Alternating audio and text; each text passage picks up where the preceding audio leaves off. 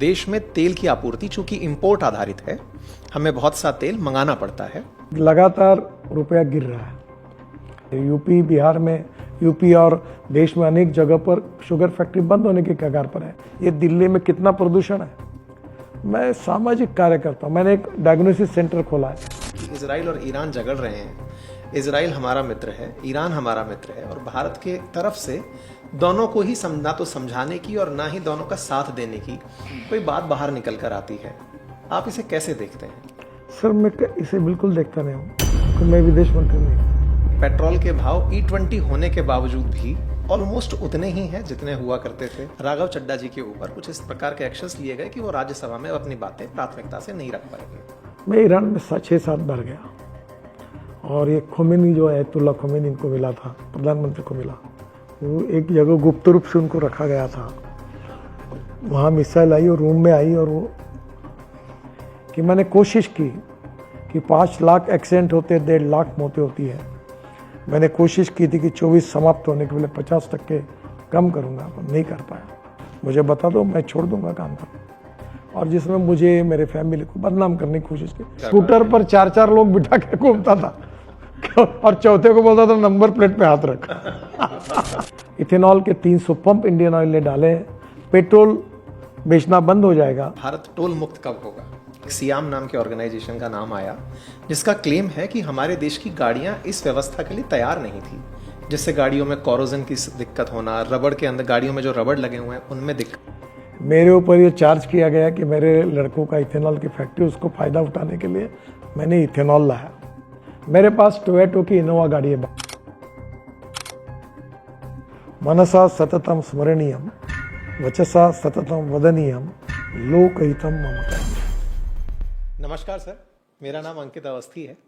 मैं आपसे जानने के प्रयास करूंगा कुछ ऐसी बातें जो अक्सर हम समझा तो रहे होते हैं, बता भी रहे होते हैं, कुछ डाउट्स मन में भी रह जाते हैं और कुछ हमारे ऑडियंस के रहते हैं। प्रयास करूंगा कि मैं आप तक उन सवालों को लेकर पहुंचूं। आपका बहुत बहुत स्वागत है अपना कीमती समय देने के लिए। आपका परिचय देना मेरे ऑडियंस के सामने ये अगेन सूरज को दीपक दिखाने जैसा होगा। फिर भी आज हमारे साथ हैं माननीय मंत्री जी नितिन गडकरी जी, जो कि राजमार्ग पूरे देश के अंदर जो राजमार्ग निर्माण हो रहे हैं, जिसके चलते आप एक्सप्रेस वे मैन के नाम से पहचाने जाने लगे हैं, हाईवे मैन के नाम से पहचाने जाने लगे हैं। और सबसे बड़ी बात ये कि आपने लगातार 11 साल से एक मंत्रालय को संभाला हुआ है, जिसका उद्देश्य है भारत को हाईवे की श्रेणी में विश्व में अग्रणी बनाना। ऐसे क्रम में आपकी पहचान, आपका काम बन चुका है।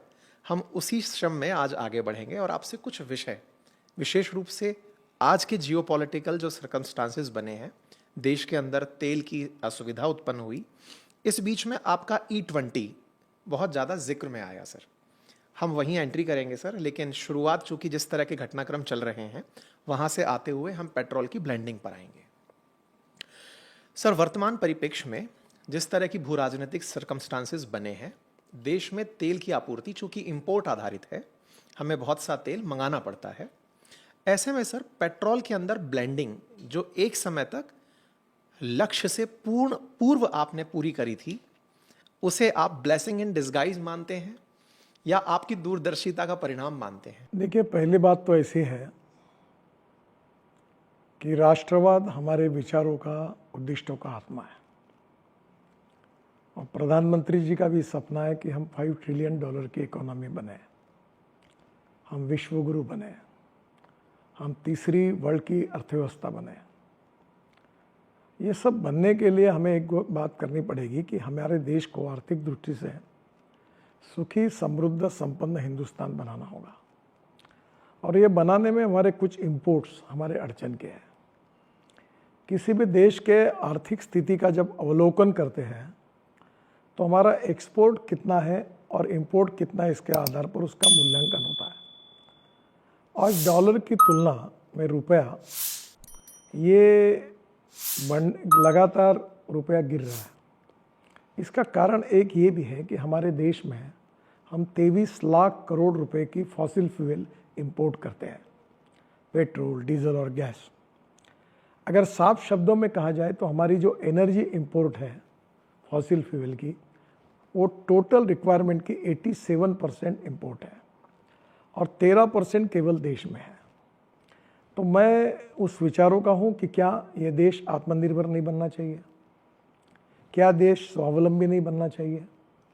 और इसलिए देश का किसान केवल अन्नदाता नहीं ऊर्जादाता बना है, ऊर्जादाता नहीं अब ईंधन दाता बना है, ईंधन दाता नहीं बिटुमिन दाता बना है, बिटुमिन दाता नहीं हवाई ईंधन दाता बना है, अब हवाई ईंधन दाता नहीं वो हाइड्रोजन दाता बना है। और किसानों में एक महत्वपूर्ण समस्या ये है कि हमारे देश के जीडीपी ग्रोथ में हमारे मैन्युफैक्चरिंग सेक्टर का कंट्रीब्यूशन 22 से 24% है, सर्विस सेक्टर का कंट्रीब्यूशन ये 52 से 54% है और एग्रीकल्चर सेक्टर का कंट्रीब्यूशन केवल 14% है। और 14% जो हमारे कंट्रीब्यूशन है जीडीपी में, जनता उसके ऊपर डिपेंड करती है 60%। तो हमें जल, जमीन, जंगल और जानवर, गांव, गरीब, मजदूर, किसान का विकास के लिए जल, जमीन, जंगल और जानवर पर आधारित नई नई टेक्नोलॉजी को डेवलप करके स्वावलंबी आत्मनिर्भर भारत बनाना है। अब मेरी जो कल्पना है 2004 से मैं इसके लिए काम कर रहा हूँ, वो ये है जिसके लिए राष्ट्रीय स्वयंसेवक संघ के उस समय के सरसंघ चालक सुदर्शन जी ये प्रेरणा स्रोत है। फिर अटल बिहारी वाजपेयी जी ने राम नाईक जी के साथ मुझे ब्राज़ील भेजा था, तब ब्राज़ील में देख कर आया जहाँ पिछले करीब 70-80 साल से वहाँ इथेनॉल आया है। तो क्या ये पेट्रोल डीजल का अल्टरनेटिव नहीं कोई हो सकता? इस आधार पर हमने ये अल्टरनेटिव फ्यूल और बायोफ्यूल की बात की है। अब मैं आपको एक बात बताता हूँ, वो अभी प्रूव हो गया है कि हमारे देश में पेट्रोल और डीजल मुख्य रूप से जो इंपोर्ट होता है, तो पेट्रोल में हम लोग ब्राज़ील में 27% इथेनॉल डालते हैं और यही सुजुकी, टोयोटो, हुंडई, यही सब गाड़ियाँ, मर्सिडीज़ वही चलती है। तो इसका मतलब वहाँ कोई प्रॉब्लम नहीं है, तकलीफ नहीं है। और हमारे देश में भी हमने इथेनॉल की शुरुआत की। अटल जी के सरकार के समय 5% इथेनॉल ऐड हुआ, अब 20% हो रहा है और ये इसके कारण करीब 1,80,000 की इकोनॉमी जो हमने इंपोर्ट बचाया और पैसा भी बचा है। और ये जो पैसा कहाँ गया? अभी हम गन्ने के जूस से इथेनॉल बनाते हैं, मोलाइसिस से बनाते हैं, ब्रोकन राइस से बनाते हैं, कॉर्न से बनाते हैं, बाम्बू से बनाते हैं नुमालीगढ़ में, और परली से हम लोग पानीपत में इथेनॉल 1 लाख लीटर बना रहे हैं, 150 टन बिटुमिन बना रहे हैं और 78,000 टन सस्टेनेबल एविएशन फ्यूल यानी हवाई ईंधन भी बना रहे हैं। और ये परली जलती इतनी तो दिल्ली में प्रदूषण बढ़ता। ये वेस्ट टू वेल्थ और नॉलेज टू वेल्थ वाली बात है। और अब आप देखिए कि जब मक्के से हमने इथेनॉल बनाना शुरू किया तो जो मक्के की प्राइस थी, मार्केट प्राइस 1200 रुपये क्विंटल थी और मक्के की एमएसपी मिनिमम प्राइस ये 1850 रुपये क्विंटल थी। जैसे हमने मक्के से इथेनॉल बनाने की शुरुआत की तो मक्के की प्राइस 28 रुपये क्विंटल हुई और उत्तर प्रदेश और बिहार के जो मक्का उत्पादक किसान हैं उनके जेब में 40,000 करोड़ रुपए गए। क्या इस देश के किसानों का भला नहीं होना चाहिए? क्या इस देश को इंपोर्ट कम नहीं होना चाहिए? क्या इस देश में आज 40% एयर पोल्यूशन फॉसिल फ्यूल के कारण, पेट्रोल, डीजल और गैस के कारण है, जिसके लिए मैं जिम्मेदार हूँ, रोड ट्रांसपोर्ट मंत्री होंगे। क्या ये प्रदूषण से देश की जनता को मुक्ति नहीं मिलनी चाहिए? और ये इंपोर्ट बचाकर ये पैसा अगर किसानों के जेब में जाता है और गांव, गरीब, मजदूर, किसान समृद्ध बनते हैं, स्मार्ट शहर नहीं स्मार्ट विलेज बनते हैं, गांव के युवाओं को रोजगार मिलता है, किसानों को फसल के अच्छे दाम मिलते हैं, तो क्या ये समृद्ध भारत के लिए, स्वावलंबी भारत के लिए अच्छा काम नहीं है? निश्चित। और यही काम मैं मिशन के रूप में कर रहा हूँ। अब इसमें थोड़ा सा आप मुझे ज़रूर पूछिए। सर, इसमें 2 सवाल हैं। पहला, जब हम लोग पढ़ते हैं सर तो जानकारी आती है कि जो खाद्यान्न फसलें हैं, चाहे मक्का है, शुगर केन है, गेहूं है, अगर हम इनका फॉसिल फ्यूल में यानी कि इथेनॉल बनाने में उपयोग करने लगेंगे तो भारत जैसे देश में जहां 140 करोड़ की आबादी है उसके खाद्यान्न की आपूर्ति का संकट उत्पन्न हो सकता है। कीपिंग इन माइंड कि भारत के पास पर्याप्त स्टॉक भी है जो हमारे एफसीआई के गोदामों में मैं आपको तो इसका पूरा डिटेल बता दूं। हाँ, जानकारी दीजिए सर। हमारे देश की समस्या है कि अन्न धान्य सरप्लस है। अभी आपको मैं बताता हूँ, इस साल वर्ल्ड में सबसे ज़्यादा चावल हमने रिकॉर्ड ब्रेक बनाया, नंबर 1 पर आए। हमारे पास चावल सरप्लस है, मक्का सरप्लस है, शुगर सरप्लस है, और आप देखिए आज हमारे देश में गेहूं सरप्लस है। हमारे देश में अब स्थिति ऐसी है ग्लोबल इकोनॉमी में कि अब हमारी जो कृषि उपज है या अन्न धान्य जो इसके भाव है ये तय करना हमारे हाथ में नहीं है। ब्राज़ील शक्कर का भाव तय करता है, अर्जेंटीना सोयाबीन का भाव तय करता है, हमारी अमेरिका कॉर्न का भाव तय करती है। और इसके कारण आज हमारे यहाँ स्थिति ऐसी है कि ब्राज़ील में जो शुगर तैयार होती है वो 26 रुपये किलो उसकी प्रोडक्शन कॉस्ट है, और हमारे यहाँ तय होती है वो 32 रुपये है। अब आप शुगर की बात बताता हूँ। हमारे देश में 360 लाख टन शुगर तैयार हुई है, जबकि हमारी कस के पूरी रिक्वायरमेंट है 270 लाख टन, यानी 90 लाख टन एक्सेस हुई है। और इसलिए शुगर फैक्ट्री बंद होने के कगार पर है। यूपी, बिहार में, यूपी और देश में अनेक जगह पर शुगर फैक्ट्री बंद होने के कगार पर है। और अगर हमने इथेनॉल नहीं लाया था तो ये 50% फैक्ट्री और बंद हो जाती। किसानों को 1-1, 1.5 लाख करोड़ रुपए मिले नहीं थे, लोग गन्ने के पैसे नहीं मिल रहे थे, और इसलिए इसका कारण शुगर सरप्लस है। कॉर्न की हालत MSP 1800 साढ़े 1800 रुपये, हम 1200 रुपये में किसान कॉर्न बेच रहा है। मुझे बताइए चावल के, आपको एक छोटी बात बताओ, क्योंकि आप उच्च विद्या विभूषित हैं। पिछले 15 साल पहले खाद के भाव क्या थे, इंसेक्टिसाइड के भाव क्या थे, सीड के भाव क्या थे, पावर के भाव क्या थे, सीमेंट के भाव क्या थे, स्टील के भाव क्या थे, और आज देखो आज ये भाव क्या है और अनाज के भाव क्या है। इन्फ्लेशन बढ़ रहा है।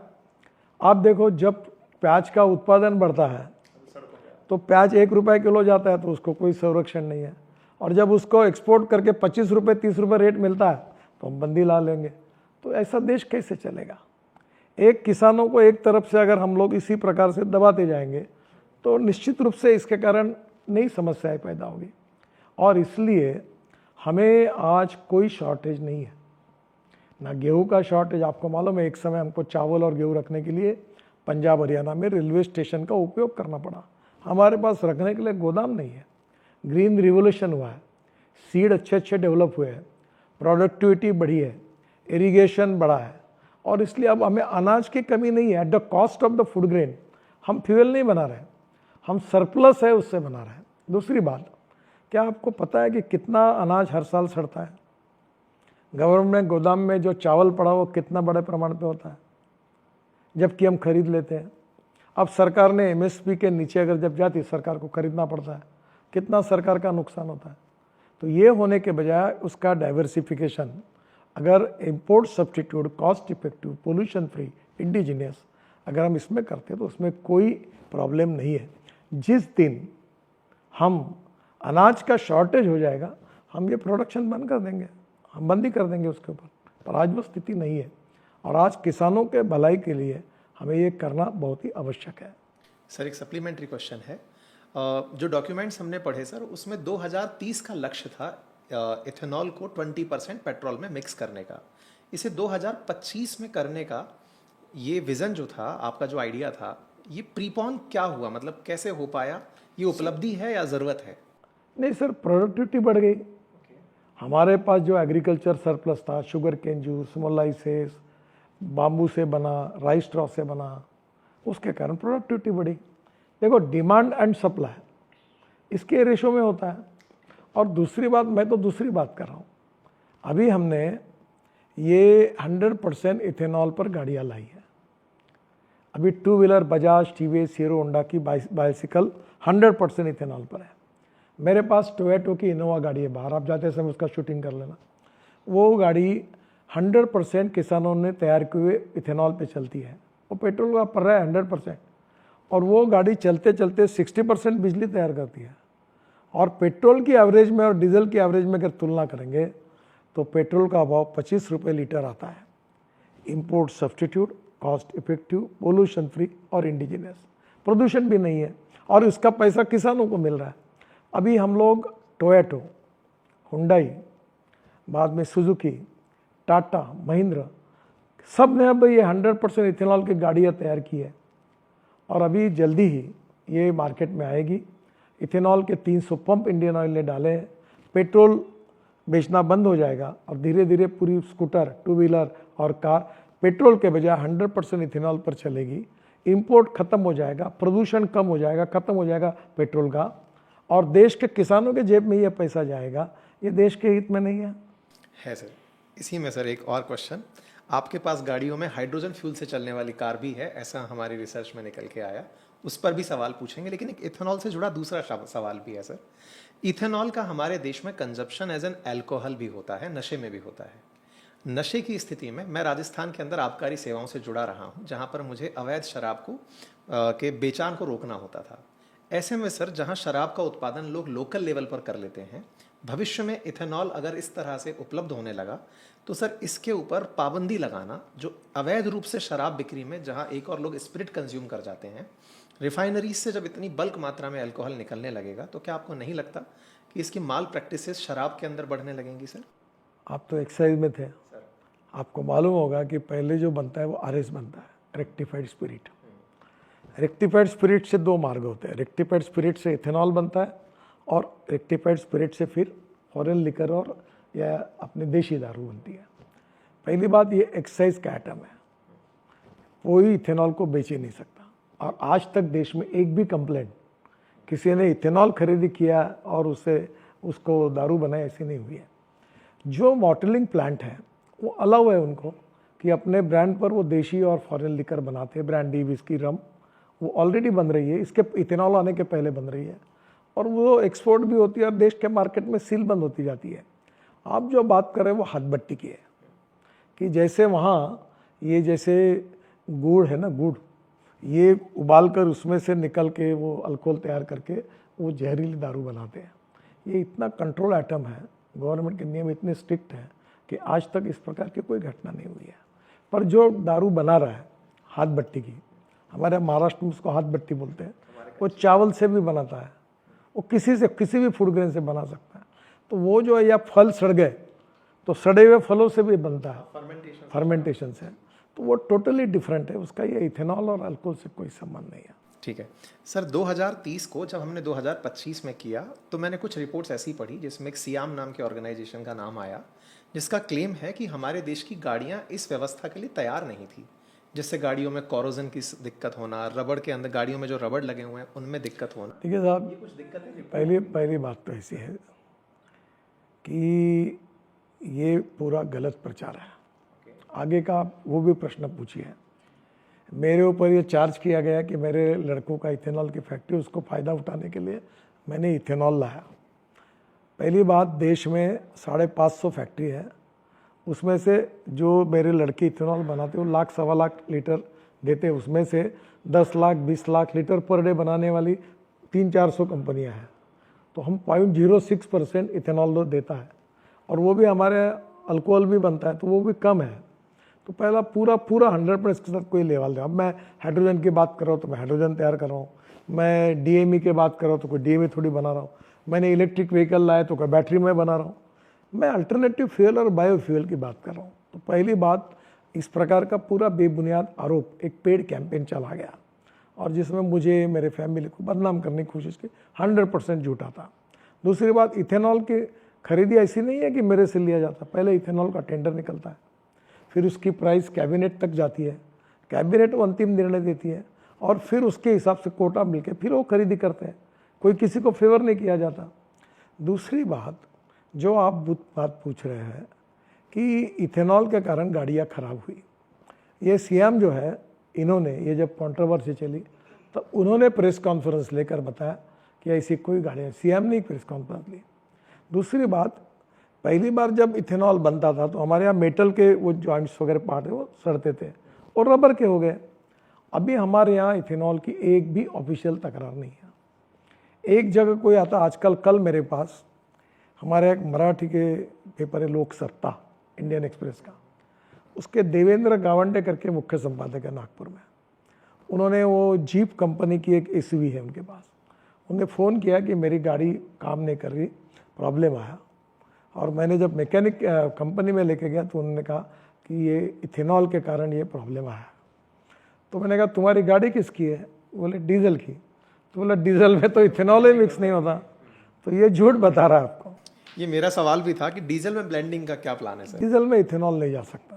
मैं आगे बताऊंगा आपको। जी जी। तो पहली बात तो ऐसे कि झूठा प्रचार करना, ये इथेनॉल के पीछे कुछ लोगों ने किया, जबकि ब्राज़ील में ये 1952 से चल रहा है, सब गाड़ियों में चल रहा है, कोई तकरार नहीं, वो देश चल रहा है, सब जगह सक्सेसफुल हुआ है। और टोयोटो कंपनी ने जब ये इंजन तैयार किया 100% इथेनॉल पर, ये पूरी टेक्नोलॉजी सब ने टाटा महिंद्रा ने डेवलप की। अगर इसमें कमियां रहती तो होती क्या? ये पूरा गलत प्रचार है और सियाम का कोई तकरार नहीं है। अब रही बात ये इथेनॉल डीजल में डालने की। इथेनॉल में ऐसा है कि इथेनॉल का और उसका जो कैलोरी की वैल्यू है उसमें काफ़ी फ़र्क है।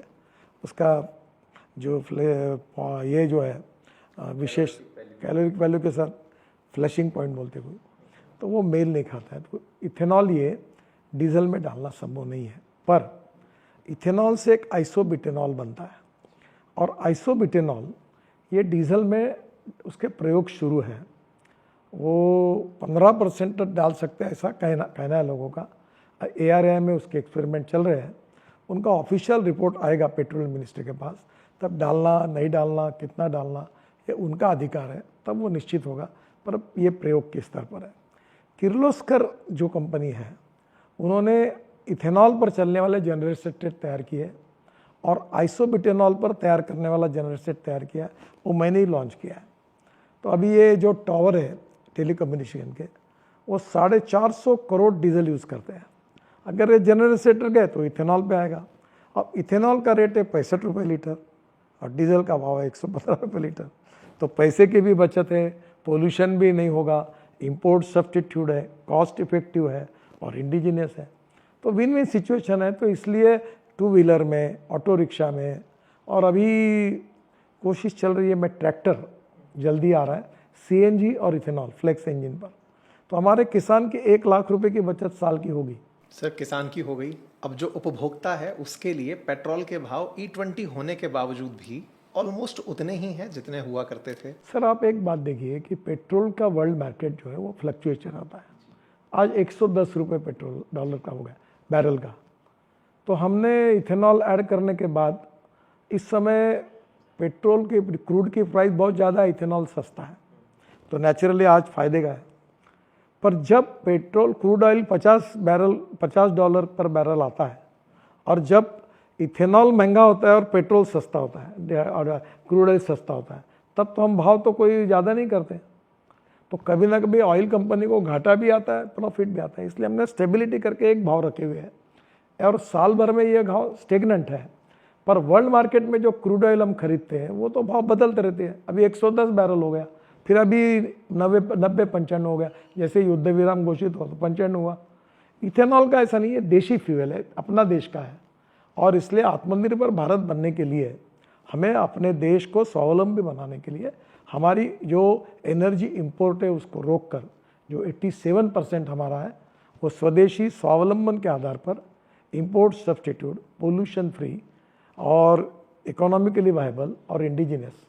जब ये इतना किसान हितैषी है, हमारे राजस्थान के हनुमानगढ़ में टिब्बी के अंदर एशिया की सबसे बड़ी इथेनॉल रिफाइनरी लगने की तैयारी चल रही थी, लेकिन इस बीच में उसका पुरजोर विरोध होता है। किसानों को फिर समझाने में कहाँ दिक्कत आती है कि ये आप ही के अपप्रचार होता है सर। एक्चुअली ये किसान के फायदे का है। अब ये एक ही सैंपल मैं बता रहा हूँ, आप मेरी बात को अगर है तो लोग चैलेंज करें। क्या 1200 रुपये क्विंटल मक्के का भाव नहीं था? MSP 1850 रुपये क्विंटल थी। कम भाव में किसानों का जब भारत सरकार खरीदी करने लगी थी, और जब मक्के से इथेनॉल बनना शुरू हुआ तो 2800 रुपये क्विंटल, अब 2400-2600 रुपये भाव मिलके किसानों को फ़ायदा नहीं हुआ। आज मुझे बताओ, ब्रोकन राइस जिससे इथेनॉल बनता है, अगर ये इथेनॉल में नहीं जाता तो उसकी कीमत तो मिट्टी के बराबर हो जाती। इथेनॉल किसानों के फायदे का है, इथेनॉल किसानों के नुकसान का नहीं है। और ये जो बात आप कर रहे हैं कि भाई अन्न धान्य जो है वो शॉर्ट हो जाएगा तो हम लोग भूखे मरेंगे, तो जिस दिन ऐसी स्थिति आएगी हम बैन कर देंगे इथेनॉल को। ऐसी हुई नहीं ना स्थिति। अब इथेनॉल बनने के बाद मैं आपको सवाल पूछता हूँ कि इतना इथेनॉल बना, 20% ऐड हुआ, कहीं चावल की कमी है, कहीं गेहूँ की कमी है, कहीं मक्के की कमी है, कहीं शुगर की कमी है, कोई भाव बढ़े? बताओ एक उदाहरण। जो शॉर्टेज नहीं है तो आप क्यों उस बात को कह, लोग जब कारण न होते लोगों को गुमराह किया गया। झूठी गाड़ियाँ, मेरे खिलाफ तो यह कैंपेन करोड़ों रुपए खर्चा करके चला गया, और ये जिन चला उनको पैसा मिला, और ये चलाने के पीछे मुझे बदनाम करने के साथ साथ इथेनॉल ना है, ये उद्देश्य था। कुछ लोग नहीं चाहते कि देश में इंपोर्ट होते रहे। अब मैं बोलना नहीं चाहता था, पर आप पूछ रहे तो ये 23 लाख करोड़ रुपए का जो फॉसिल फ्यूल इंपोर्ट हो रहा है, इसमें किसका फायदा हो रहा है? ऑयल कंपनीज का ना, इंपोर्टर भी है उसमें, और उसमें ऑयल कंपनीज भी है। क्या हमारा देश आत्मनिर्भर नहीं बनना चाहिए? आज हमारे पास पेट्रोल डीजल नहीं, गैस नहीं है, हम बाहर से ला रहे। आज युद्ध की स्थिति आई, हमारी कितनी फजीती हो गई। क्या हमारे देश अपने पैरों पर नहीं खड़ा होना चाहिए? क्या हमारे देश के किसानों को ये 22 लाख करोड़ बचाकर उनके जेब में पैसा नहीं जाना चाहिए? यही बात है। देश का प्रदूषण, ये दिल्ली में कितना प्रदूषण है। हम डॉक्टर के पेमेंट इसलिए कर रहे हैं कि प्रदूषण के कारण हमारी तबीयत बिगड़ रही है। क्या ये प्रदूषण कम करके हम लोगों के स्वास्थ्य को नहीं सुधारना चाहिए? देश हित किस में है? समाज हित किस में है? किसानों का हित किस में है? वही बात हम कह रहे हैं। कोई झूठे प्रचार करने वाले लोग हैं। अच्छा, अब जैसे उदाहरण के लिए कुछ लोगों ने गाड़ियाँ बनाई, इंजन बनाया, अब उनको लगता है कि वही चल रहा है, हमारा धंधा आप काहे के लिए मुसीबत ला रहे हो। पर समय के साथ जब टेक्नोलॉजी बदलेगी तो नए नए मॉडल्स आएंगे। अभी हमने भारत NCAP स्टार रेटिंग शुरू किया, अब विश्व से गाड़ियाँ आ रही है। सब स्टार रेटिंग अभी परसों मैंने किया, कंपनी वाले को दिया, हुंडई को दिया, हीरो को दिया। अब वर्ल्ड में हमारी 50% टू व्हीलर एक्सपोर्ट हो रहे हैं। अब मर्सिडीज़ की गाड़ी भी इलेक्ट्रिक भी आ गई, सबकी गाड़ियाँ आ गई, अब यहाँ से एक्सपोर्ट हो रही है। और जो इंडस्ट्री 14 लाख करोड़ की तो वो 23 लाख करोड़ की बनी है। 4.5 करोड़ लोगों को जॉब मिला है। भारत सरकार और राज्य सरकार को सबसे ज़्यादा GST देने वाली ऑटोमोबाइल इंडस्ट्री है। हमारा सबसे ज़्यादा एक्सपोर्ट ऑटोमोबाइल इंडस्ट्री का है। क्या हम आत्मनिर्भर भारत ना बने? क्या हम शक्तिशाली नहीं बने? हमारा एक्सपोर्ट नहीं बढ़ना चाहिए? जिस दिन आज हम वर्ल्ड में 7वें नंबर पे थे, जापान को पीछे डालकर 3रे नंबर पर आए। आज अमेरिका पहले नंबर पर है, 79 लाख करोड़। चाइना दूसरे नंबर पर है, 49 लाख करोड़। हम 23 लाख करोड़ है, और जल्दी हम नंबर 1 पर 5 साल में जाने की कोशिश कर रहे हैं।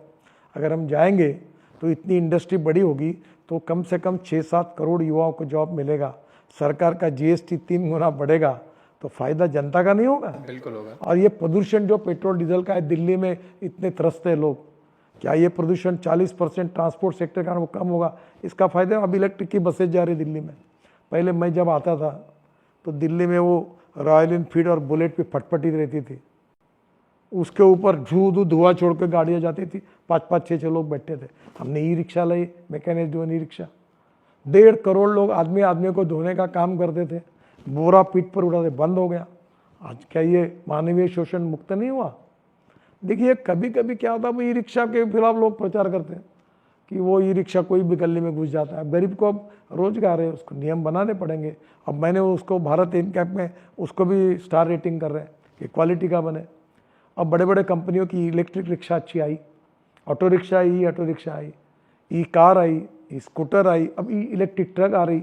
अब कंस्ट्रक्शन इक्विपमेंट और एग्रीकल्चर में भी ये इलेक्ट्रिक आ गया। मेरे पास इलेक्ट्रिक का एक ट्रैक्टर है और 1.5 घंटा चलता है, और मेरे ऊपर घर के ऊपर सोलर पावर है, फुकट में ट्रैक्टर चलता है, क्योंकि वही पावर से मैं चार्ज करता हूँ।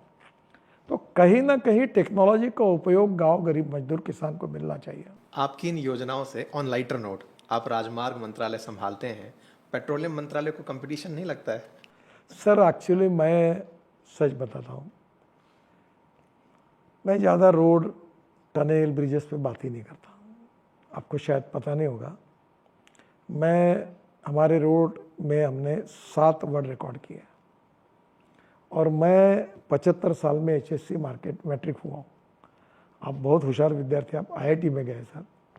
मेरी अवस्था ऐसी है कि मैं 1975 में मुझे 52% मार्क मिले HSC में, जबकि मैं हर साल फर्स्ट क्लास में पास होता था। पर इमरजेंसी के खिलाफ मैंने अपना पूरा करियर खराब किया, और साइंस ग्रुप में मुझे 49.26% मिले। और आपके सामने बैठे हुए बंदे को लोग विद्वान समझते हैं, मैं इंजीनियरिंग एडमिशन के लिए डिस्क्वालीफाई हुआ। ये तक पढ़ा है सर, आपके दिमाग की कीमत पर मंथ 200 करोड़? नहीं, मैं डिस्क्वालीफाई हुआ, और मैं इंजीनियरिंग कॉलेज में मुझे एडमिशन नहीं मिली, और आज मैं देश का सब बड़ा अच्छा इंजीनियर बन गया। तो मैं एक्चुअली किसानों में काम करता हूँ। मुझे 17 डिलिट्स मिले, डॉक्टरेट्स, और वो भी 7 एग्रीकल्चर साइंस वाटर कंजर्वेशन में मिली है। मैं साड़ियाँ बनाता हूँ, मैं बाम्बू का फर्नीचर बनाता हूँ, मैं ऑर्गेनिक खाद बनाता हूँ, बालों से एमिनो एसिड बनाता हूँ। अभी एआई मैंने शुरू किया, 5 लाख किसान मेरे इसमें एग्रो विजन करता हूँ। मैं सांस्कृतिक महोत्सव करता हूँ, 3 world record Guinness book of world record हुए। भगवत गीता 1 लाख बच्चों ने बोली। मैं रोज़ सांस्कृतिक कार्यक्रम में 3 बार लाठीचार्ज हुआ, 50,000 लोग हर 10 साल से कर रहा हूँ। मैं स्पोर्ट्स की इवेंट करता हूँ, 80,000 खिलाड़ी खेलते हैं। मैंने अभी गजानन महाराज की डिजिटल पोथी तैयार की। मैं सामाजिक कार्य करता हूँ। मैंने एक डायग्नोसिस सेंटर खोला है जिसमें MRI 18,000 रुपये बाज़ार में मिलता है, 1200 में बना देता हूँ। 600 रुपये में CT स्कैन होता है, 200 रुपये में 20,000 रुपये की पैथोलॉजी टेस्ट होती है, 200 रुपये में करता हूँ। 100 रुपये में डायलिसिस करा देता हूँ और 100 रुपये में एक्सरे निकाल के देता हूँ। मैं गरीबों को सेवा करता हूँ। 1 लाख लोगों को मैंने चश्मे दिलाए, 60-70 हज़ार लोगों के हार्ट के ऑपरेशन कर दिए, 1,500 लोगों को पैर लगा दिए। तो मैं एक्चुअली अपना सामाजिक काम करता हूँ। रोड की तो मैं बात ही नहीं करता कभी। मैं ये मानता हूँ कि politics is the instrument of socio economic reform. समाज सेवा ये सही राजकारण है, समाज कारण, राष्ट्र कारण और विकास कारण। और इसीलिए मैं सामाजिक सेवा के काम करता हूँ, मैं राजनीति नहीं के बराबर करता हूँ। एक मैं आपका इंटरव्यू सुन रहा था सर, जिसमें आपने युवाओं के लिए एक संदेश दिया। कहा कि अगर आप राजनीति में आना चाहते हैं तो आपके पास आय का साधन होना चाहिए। सर ये बात सच इसलिए है कि मैं जब स्टूडेंट था, स्टूडेंट लीडर था, मैं उस समय बीजेपी के शुरुआत में काम करता था, जनसंघ थोड़ा बहुत देखा है। मुझे एक बार हमने आंदोलन किया तो पुलिस ने पकड़ा, तो कोर्ट में खड़ा किया, तो 50 रुपये की जमानत, 50 रुपये भरो और जमानत लो, किसी के पास पैसे नहीं थे, तो जेल में भेज दिया। तो 4 दिन जेल में रहा। तो फिर मैंने लोगों को कहा कि no philosophy can be taught to empty stomach, ये विवेकानंद जी ने कहा है। अगर आप फुकट की नेतागिरी करोगे और पैसे, तुम सब बातों के नाटक कर सकते हो, पैसे के नहीं कर सकोगे। आपने ये चालू किया, आपको ये माइक सिस्टम लगी है, कैमरे लगे, गाड़ी से आप आए, पैसा तो लगा ना। और ये पैसा नहीं होगा तो फिर आप कहीं ना कोई डकैती करोगे, कोई लीडर को पकड़ोगे, इतना नहीं तो मैं ये करूँ वो करूँ, पैसे लोगे। तो मैंने कहा पहले अपने परिवार की चिंता करिए, पैसा कमाइए और फिर राजनीति करिए, समाज की सेवा करिए। और इसलिए आपको अगर राजनीति कन्विक्शन ओरिएंटेड करनी है, there are 2 type of politics, politics of convenience and politics of conviction. आपको पॉलिटिक्स ऑफ कन्विक्शन करनी है तो अपने जेब से पैसे निकाल कर राजनीति करिए, नहीं तो आपको लोग समय से कोई पैसे देने के लिए लोग लाइन में खड़े हैं, फिर आप भ्रष्ट हो जाएंगे तो काम कैसे कर पाओगे। मैं 50 लाख करोड़ के काम कर चुका हूँ। आप पत्रकार हैं, आपको एक भी कॉन्ट्रैक्टर ऐसा मिलेगा और बताएगा कि गडकरी साहब के घर गया, उनको पैसे दिए तब कॉन्ट्रैक्ट मिला, मुझे बता दो, मैं छोड़ दूंगा काम करना। मैं राजनीति को सेवा समझता हूँ और इसलिए मैं ये मानता हूँ कि पहले अपना घर बार ठीक देखो, परिवार देखो, फिर राजनीति में काम करो, अपने जेब के पैसे से काम। मैं गाड़ी में घूमता हूँ, मेरी गाड़ी है, मेरा एक्सीडेंट हुआ था, चाहे एक जगह पैर टूटा था, अब सरकारी गाड़ी उतनी सुरक्षित नहीं, मैं अपनी गाड़ी से चलता हूँ। I can bear that. नहीं तो अगर मैं नहीं रहूँगा तो फिर कैसे, कोई तो भी मेरे को गाड़ी देगा तो गड़बड़ होगी। तो यही बात है कि जो विवेकानंद जी ने कहा था कि no philosophy can be taught to empty stomach. तो पहले अपने 2 पैसे कमाओ, परिवार मिनिमम आवश्यकताओं को पूरी करो, फिर राजनीति करो, यही बात मैंने कही। बहुत बढ़िया सर, आपका ये संदेश निश्चित ही बहुत से लोगों को काम आएगा। राजनीति से ही जुड़ा एक सवाल और भी सर, वर्तमान में राजनीति राजनीतिक दलों के जो बताए हुए पेरीफेरी है उसके दायरे में होती है। बहुत बार राजनीति पार्टी के अंदर रहते हुए, जिस प्रकार से सामाजिक कार्य आप करते चल रहे हैं, सामाजिक मुद्दों को सरोकार में लेते चल रहे हैं, उस परिप्रेक्ष्य में भी राजनीति होती है। सवाल इस तरह से है कि हाल ही के समय में एक घटनाक्रम हुआ कि आम आदमी पार्टी में से राघव चड्ढा जी के ऊपर कुछ इस प्रकार के एक्शंस लिए गए कि वो राज्यसभा में अपनी बातें प्राथमिकता से नहीं रख पाएंगे। और जब डिटेलिंग की गई तो पता चला कि वो इस तरह के मुद्दे उठा रहे थे जो उनकी इमेज को चमका रहे थे। कई बार आपके बारे में जब पठन पाठन करते हैं तो ये पता चलता है कि भाजपा में नितिन गडकरी जी की वो इमेज है कि वो अपने आप में एक सिग्नेचर है, उनकी अपनी एक इंडिविजुअल आइडेंटिटी है जो सामाजिक कार्य से है और वो इतनी खूबसूरत है कि उसे किसी भी पार्टी से प्रतिरोध नहीं झेलना पड़ता। क्या आपको लगता है राघव चड्ढा जी आप ही के पद चिन्हों पर चल रहे थे? देखिए साहब, मैं मेरे विद्यार्थी जीवन में जॉर्ज फर्नांडिस साहब को अपना आइकॉन मानता था।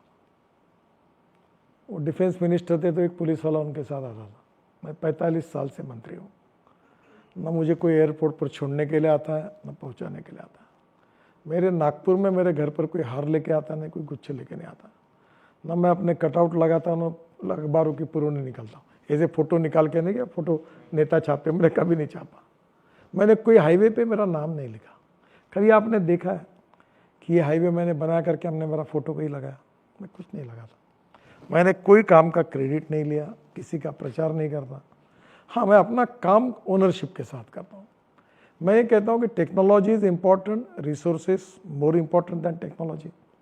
पर दोनों से भी इम्पॉर्टेंट है ओनरशिप। मैं अपना घर जैसा है, परिवार जैसा है, वैसा देश को मानता हूँ।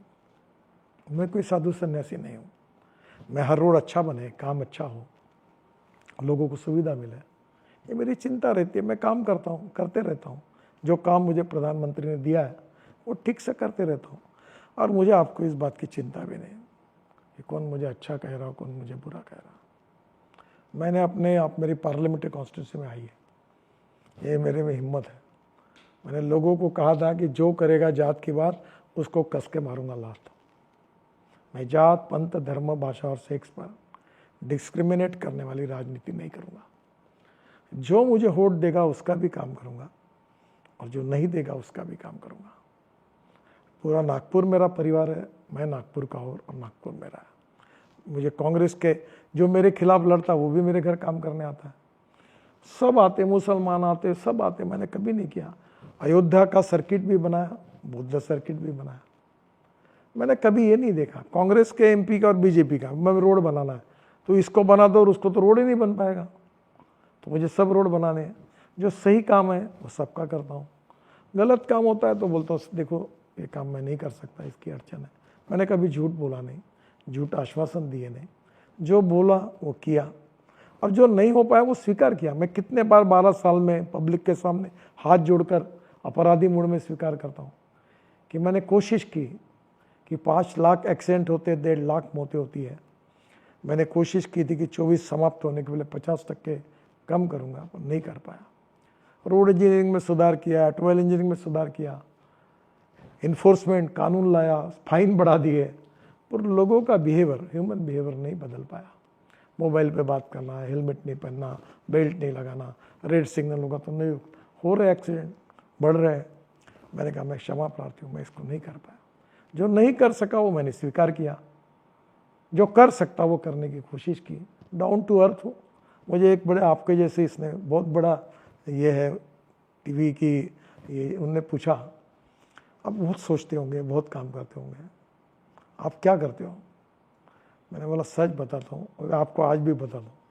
आज आप मेरे को सवाल पूछ रहे हैं, मैं सोच रहा हूँ कि आज मैं क्या खाऊंगा, कौन से रेस्टोरेंट में जाऊँगा, और रोज़ मुझे नई चीज़ चाहिए खाने के लिए। आजकल कम खाता हूँ, मैंने 46 kg वजन कम किया, पर मैं यही सोचता हूँ कि मुझे क्या खाना है। रोज़ रात को 12 बजे मेरे यहाँ 4 शेफ आते हैं, आज कल क्या करना है।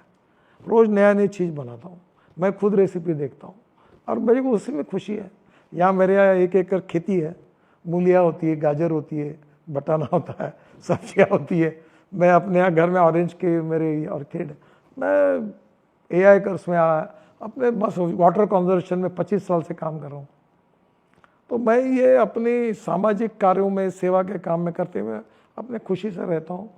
और सही बताता हूँ, आजकल अखबार भी नहीं पढ़ता, टीवी भी नहीं देखता। अब यही लड़ाई चल रही थी, रोज़ रात को रेगुलर टीवी देखता था। और आप जैसे लोग, और मैं ये बोलता हूँ कि राजनीतिक नेता की सबसे बड़ी पूंजी अगर कोई है तो लोगों का विश्वास और प्रेम। मुझे ध्यान में आता है जब मैं हवाई जहाज जाता हूँ तो एयर होस्टेस से लेकर पायलट से लेकर लोग दौड़ के आते हैं, हर आदमी फ़ोटो निकालता है, बोलता है मेरे साथ फ़ोटो निकालना। उनका प्रेम देखकर मैं किसी को मना नहीं करता। मुझे मन में लगता है कि मैं सही ठिकाने पे सही काम कर रहा हूँ।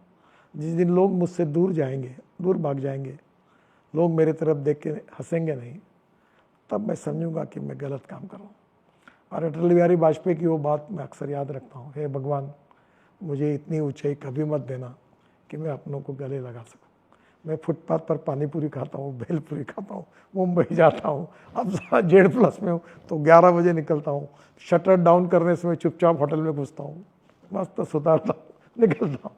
देखो मैं अपने लाइफ को अपने हिसाब से जीता हूँ। निश्चित ही सर, आपका जीवन अनुकरणीय है और निश्चित ही बहुत से लोग। नहीं, कोई अनुकरणीय नहीं है सर, नहीं इसमें सर, सभी अच्छे बातें होंगी ऐसा मैं खुद नहीं। फूडी हूँ सर, एक्चुअली मैं इसलिए अनुकरणीय भी बोल। जो है खाओ पियो आनंद से रहो, खुद भी खाओ, दूसरे को खाने दो, खुशी से रहो।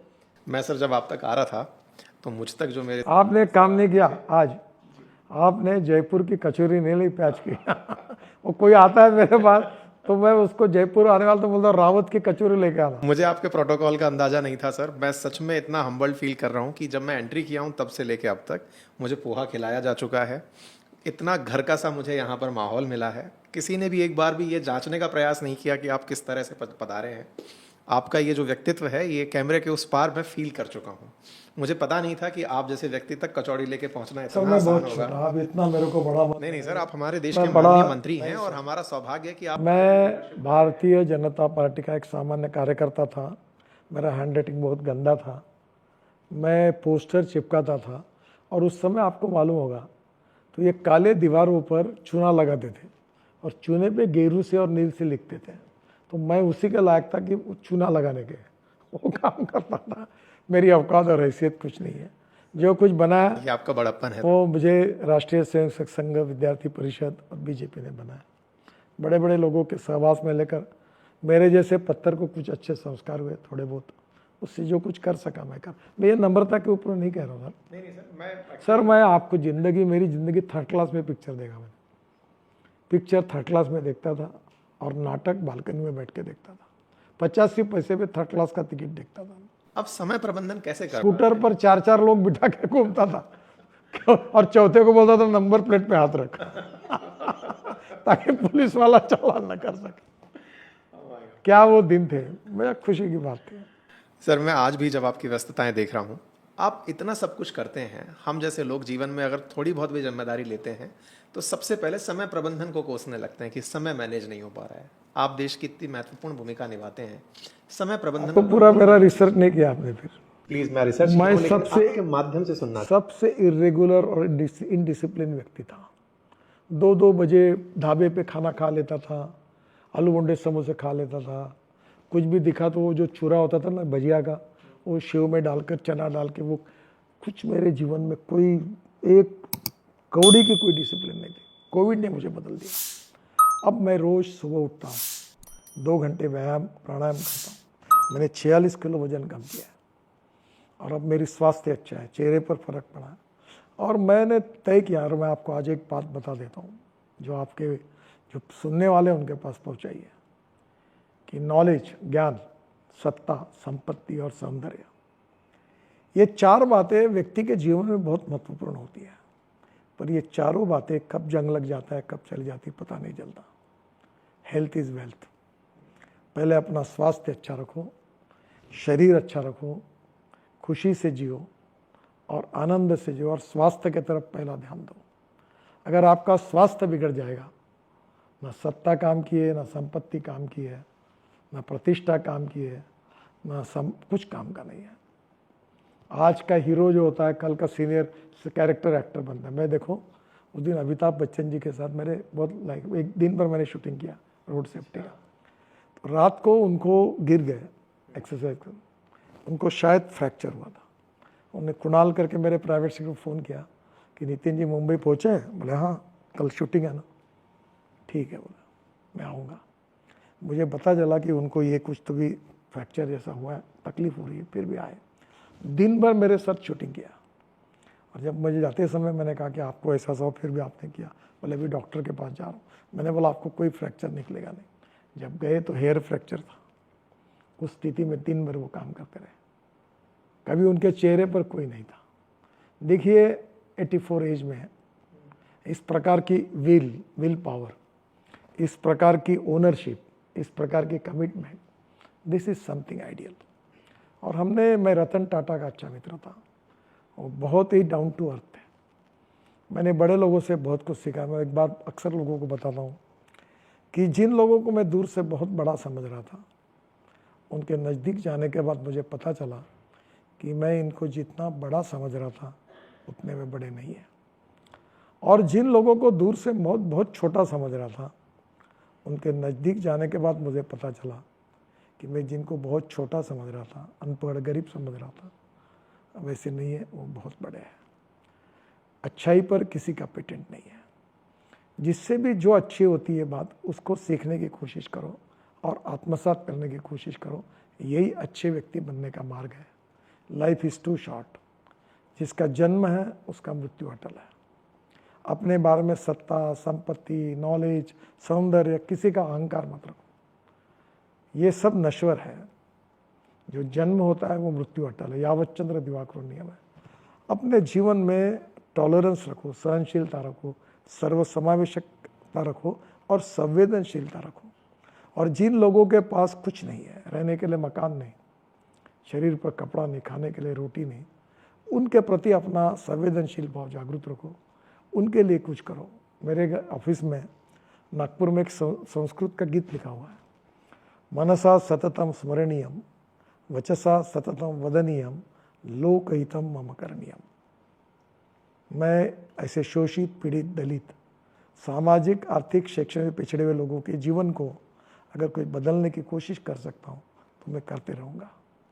यही मेरी कोशिश है। निश्चित ही सर, ये प्रेरणादायक वाक्य हैं और ये हमारे जीवन में अगर आते हैं तो निश्चित ही लाभप्रद होंगे। सर, जब मैं और थोड़ा आगे बढ़ता हूँ तो मेरे एक मन में बहुत प्यारा सा सवाल इन दिनों आपकी रील के रूप में चल के आया। आपको सोशल मीडिया पे लोग बहुत फॉलो करते हैं और आपकी बातें यूं ही लगातार वायरल होती हैं।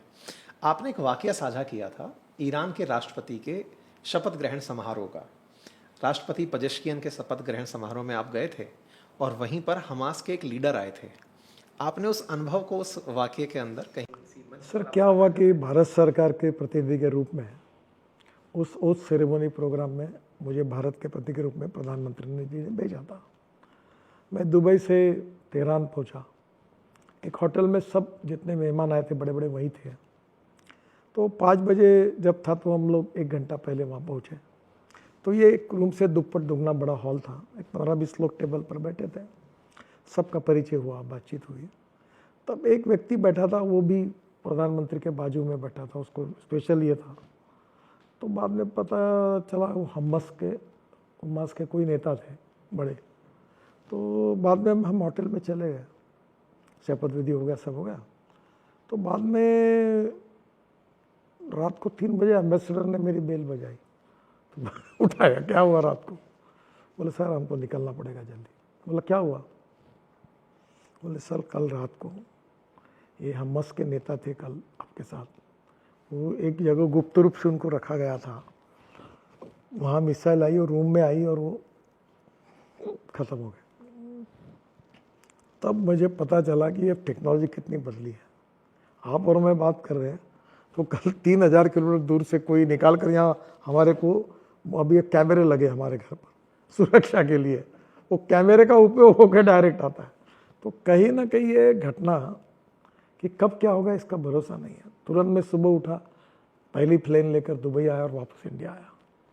और दूसरी बात, मैं ईरान में 6-7 बार गया और ये खोमेनी जो है, अयतुल्ला खोमेनी, इनको मिला था, प्रधानमंत्री को मिला, शिपिंग मंत्री को मिला, चाबार पोर्ट बनाने का सौभाग्य मुझे मिला, उसका काम मैंने शुरू किया था।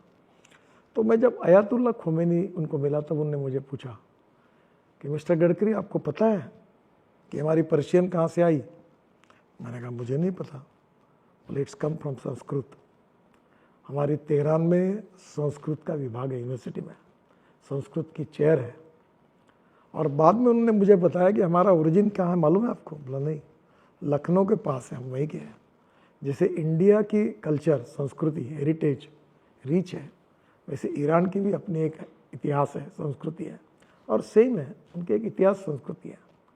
तो पर्शियन और ये सब बातें, तो बहुत सी बातें बाहर जाकर जब मिलती है तब समझ में आता है कि ये भारतीय संस्कृति कितनी बड़ी है, संस्कृत कितना बड़ा है। हमें नहीं मालूम कि संस्कृत से पर्शियन निकला है। और इसलिए मैं बहुत बार बोलता हूँ कि आज हिंदुत्व, इसके बारे में गलत फहमियाँ है। भारतीयत्व यही हिंदुत्व है और हिंदुत्व और भारतीयत्व यही राष्ट्रीयत्व है। उपासना पद्धति अलग अलग है, पर हमारे देश का मुसलमान हो, जैन हो, क्रिश्चियन हो, इनके पूर्वज जो थे वो हिंदू ही थे। आज हमारी इतिहास, संस्कृति, विरासत एक है। वो चाहे कोई मस्जिद में जाए, कोई मंदिर में जाए, कोई बौद्ध विहार में जाए, पर हम सब लोग एक है। अलगता में एकता, यही हमारी विशेषता। कश्मीर हो या गुवाहाटी, अपना देश अपनी माटी। हमारी इतिहास, संस्कृति, विरासत एक है, हम भारतीय हैं और हमारी इतिहास, संस्कृति, विरासत, भारतीयत्व ये हिंदुत्व है और भारतीयत्व और हिंदुत्व यही राष्ट्रीयत्व है। हम इसको समझे।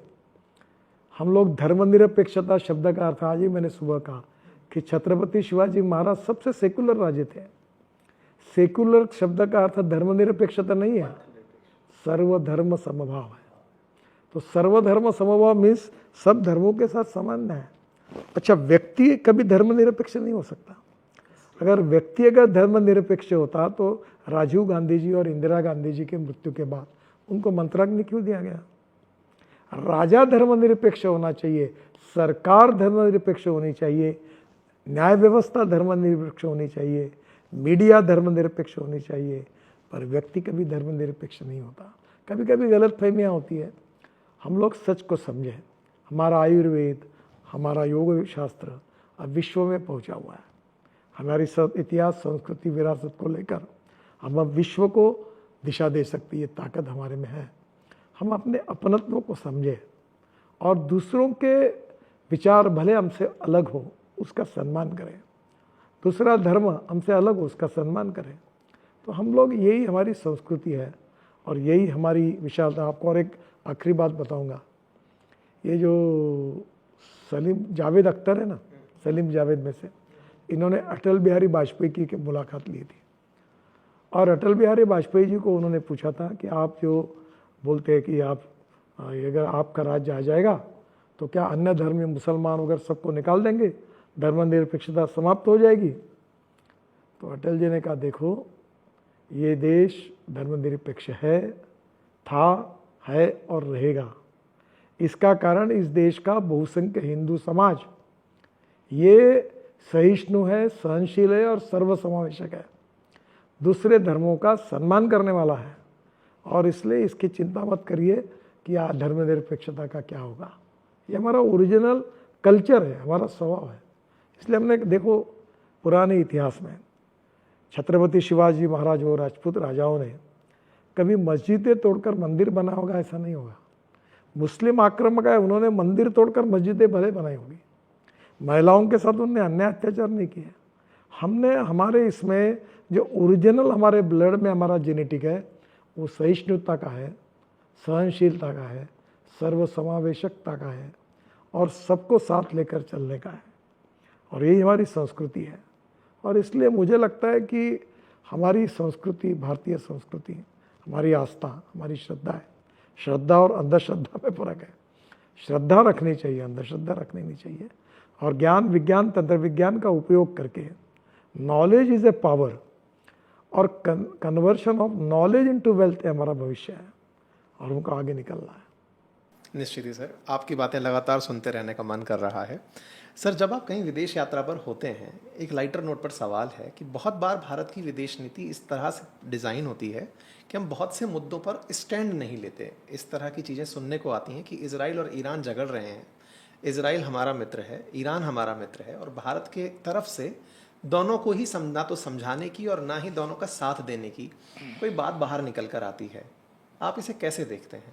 सर, मैं इसे बिल्कुल देखता नहीं हूँ क्योंकि मैं विदेश मंत्री नहीं हूँ और बीइंग ए मिनिस्टर मैं दूसरे मंत्रियों के बारे में, उनके अधिकारों के बारे में किसी प्रकार की टिप्पणी करना उचित नहीं। मेरा काम है जो मुझे दिया है, प्रधानमंत्री ने जो काम दिया है वो काम मैं अपना ईमानित बारे करता हूँ। बाकी कामों के बारे में मैं प्रतिक्रिया नहीं देता। आप जब किसी विदेश के राजनेता से मुलाकात करते हैं, सबसे पहली जब मुलाकात होती है तो उस जेस्चर में जनरल क्या बातें होती हैं? ये केवल इसलिए पूछा जा रहा है सर क्योंकि जब बाहर से जब देखा जाता है और आप बहुत वार्मथ के साथ मुलाकात करते हैं, वो वार्मथ अक्सर किस तरह के एक्सचेंजेस से जुड़ी? देखिए, हमारे शिष्टाचार, हमारी संस्कृति, इसमें अलग अलग देशों के अलग अलग स्ट्रेंथ है और वीकनेसेस है। We need to establish cooperation, coordination and communication. इसमें जो जो अच्छाई हो हम उसको लें, हमारी अच्छाई हो उनको दें। और हमारी संस्कृति क्या कहती है? मेरा कल्याण करो, मेरे परिवार का कल्याण करो, मेरे जात का कल्याण करो, मेरे धर्म के लोगों का कल्याण करो, ये नहीं कहती। हमारी संस्कृति कहती है विश्व का कल्याण हो, पूरे विश्व का कल्याण हो। तो हम जो अच्छे उनमें मदद कर सकते हैं हम उनको दें, उनका अच्छा होगा वो हम लें। और यही फॉरेन डिप्लोमेसी के आधार पर चर्चाएं होती है अलग अलग प्रकार की। मेरे जो विषय है रोड इंफ्रास्ट्रक्चर का था, शिपिंग का था, पोर्ट का था जब मैं उसका मंत्री था, वाटर रिसोर्सेज का था, तो उन विषयों के बारे में फिर मैं उनके साथ चर्चा करता हूँ, कुछ बातें उनसे सीखने की कोशिश करता हूँ। देखो एक बात जरूर है कि हमारे बीच में कोई पूर्णांक नहीं, हम सब अपूर्णांक हैं। मैं आपसे भी कुछ बातें सीख रहा हूँ। हर आदमी में अच्छाई होती है, उसकी अच्छाई को आइडेंटिफाई करना, उसको स्वीकारना और उसको अपने में लाने की कोशिश करना, यही सामान्य से असामान्य बनने का बहुत आसान उपाय है। तो इसलिए जिनसे जो अच्छा मिलता है वो सीखना चाहिए। बिल गेट मेरे पास आए थे, उनसे मैंने कुछ सीखा, अमिताभ बच्चन जी से कुछ सीखा। तो अभी हमारे कार्यक्रम में वो छोटे बच्चे आए तो वो, मैं बैठा था, वो खड़े हो गए, उन्होंने उनका नम्रतापूर्वक स्वागत किया। मुझे गलती ध्यान में आई, मैं भी खड़ा हो गया कि सबको सम्मान देना चाहिए। तो कभी ना कभी हर व्यक्ति से अच्छा सीखते हैं, वो सीखना चाहिए। और एक हम कोई, no one is perfect and no one can claim that is perfect. उत्तम, अधिक उत्तम, सर्वोत्तम, अप टू इन्फिनिटी। हमारे बीच में कोई पूर्णांक नहीं, हम सब अपूर्णांक है। और हम पूर्णांक की ओर प्रयास करते जाए, हमारी कमियां को कम करें और अच्छाई को बढ़ाइए, यही अच्छा व्यक्ति होने का अच्छा मार्ग है। आखिरी सवाल टोल पर है सर। मेरे मित्रों ने मुझे पूछने के लिए कहा कि सर से पूछना कि भारत टोल मुक्त कब होगा। देखिए अभी तो लगभग इतना सस्ता कर दिया, अभी हम 80 किलोमीटर की स्पीड से आप चले जाओगे, एक साल में हम तो टोल बदल रहे हैं। टोल ही नहीं रहेगा, आपके नंबर प्लेट का और हमारे फास्टैग का फ़ोटो निकल जाएगा, आप जहाँ से एंट्री करोगे और जहाँ से निकले उतने डिस्टेंस का टोल आपके बैंक अकाउंट से हमारे पास जमा हो जाएगा। और अभी हमने नई स्कीम निकाली है कि आपको 3,000 रुपये में पास दिया है तो 15 रुपये टोल हो गया, तो 15 नहीं के बराबर टोल है। तो देखिए, if you want good services you have to pay for it. मैं एक चैनल के कार्यक्रम में गया था, एक 5 स्टार होटल में, तो उन्होंने मुझे कहा कि टोल कब खत्म होगा। मैंने बोला if you want good services you have to pay for it. तुम क्यों पड़े 5 स्टार होटल में क्यों कार्यक्रम ले रहे हो? रामलीला मैदान पे बैठे, उधर 2 चेयर डाल देते, इधर कैमरा लगा देते, उधर ये 2 चाय बुला लेते, आपको चाय मैं पीता, आप चाय पिलाता, पहले 200-400 में तुम्हारा शूटिंग हो जाता। ये होटल का किराया कितना दिया, या कितने का चाय मिलता है, तुम यहाँ क्यों आए हो? क्योंकि तुमको ताम झाम करके ठाट से कार्यक्रम करना था। If you want goods roads you have to pay for it, देना पड़ेगा पैसा। और वो भी हमने कम कर दिया, 15 रुपये का टोल हो गया। अब तुम्हारे को तो नहीं के बराबर है, 200 टोल 3,000 रुपये में। ये सही है सर, लेकिन कुछ टोल्स ऐसे भी हैं जो बहुत लंबे समय पूर्व ही अपना सारा भुगतान ले चुके हैं, उनके बारे में हाईकोर्ट की टिप्पणियां भी हैं। देखिए साहब, हम लोग नॉर्थ ईस्ट में, आसाम और नॉर्थ ईस्ट में 5 लाख करोड़ के काम कर रहे हैं, वहाँ थोड़ी वायबिलिटी है। पंजाब, हरियाणा, राजस्थान, गुजरात, महाराष्ट्र, कर्नाटक, आंध्र, तेलंगाना, तमिलनाडु, यहाँ वायबिलिटी है। बिहार, यूपी में उतनी नहीं है। अब धीरे धीरे इकोनॉमी डेवलप हो रही है, तो जहाँ भी हम लोग सब रोड बना रहे तो सब जगह थोड़ी वायबिलिटी है। हमारे यहाँ 4 बच्चे हैं, सब पढ़े लिखे हैं, ऐसा नहीं है। कोई मेरिट में आया तो कोई फेल हुआ है, हमें चारों बच्चों को दे रहे हैं, इसका उधर उसको देते, उसका उसको देते, तब संसार तब ठीक चल रहा है। तो कहीं ना कहीं अब मैं आपको एक प्रश्न पूछता हूँ, अभी आप जयपुर से आए, जो आपने बताया 2.5 घंटे में आए, पहले कितने घंटे लगते थे? 5 घंटे में पेट्रोल कितना जलता था, टाइम कितना जाता था, कितने बार गियर बजाते थे, कितनी तकलीफ होती थी। अब आपका पेट्रोल ही 300-400-500 रुपये का बचा है, 600 रुपये का, तो उसके बदले में हमको 200-300 रुपये टोल दिया तो भी 300 का फायदा है। अब यहाँ AC लगा हुआ है तो बिल तो आएगा ना AC का। नहीं AC चाहिए तो पंखा लगा दें, पंखा भी नहीं चाहिए तो हाथ हिला के बैठते, तो ये भी चलता। देखिए कहीं ना कहीं सरकार के पास पैसे कहाँ से? हम लोग इतना काम कर रहे हैं तो कहीं ना कहीं हमको कर्जा उठा रहे मार्केट से, तो लोगों को पैसा भी वापस करना पड़ेगा।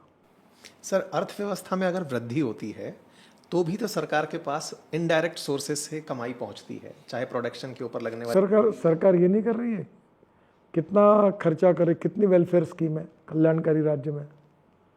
अभी कितने प्रकार की स्कीम है, हम लोग आयुष्य योजना है, ये सब्सिडी दे रहे गैस की, कितने बड़े प्रमाण पर हम लोग मेडिकल की सब्सिडी दे रहे हैं। ये पैसा कहाँ से आएगा? देखिए, कल्याणकारी राज्य का उद्देश्य ही होता है जो दे सकता है उससे लेना चाहिए और जिसके पास कुछ नहीं उसके पास पहुंचाना चाहिए। तो जो दे सकता है उससे तो लेना ही चाहिए। आप मुझे बताइए, आप गाड़ी लेते समय सस्ती है करके नहीं लेते, आपको एसी भी चाहिए, ऐसी गाड़ी चाहिए, बढ़िया BMW मर्सिडीज चाहिए। जब अच्छी गाड़ी है तो ज़्यादा पेमेंट करना पड़ेगा, फिर थोड़ा पैसा है तो फिर बाकी दूसरी गाड़ी है, और एकदम लेना है तो सेकंड हैंड गाड़ी खरीद करो। बहुत प्रैक्टिकल आंसर है सर। लेकिन सर सच भी है कि आज देश में 3 लाख करोड़ का इंफ्रास्ट्रक्चर बजट आपके हाथों खर्च होता है राजमार्ग के माध्यम से। और मैं आंकड़ा पढ़ रहा था सर, पिछली बार 82,000 करोड़ का टोल कलेक्शन हुआ है।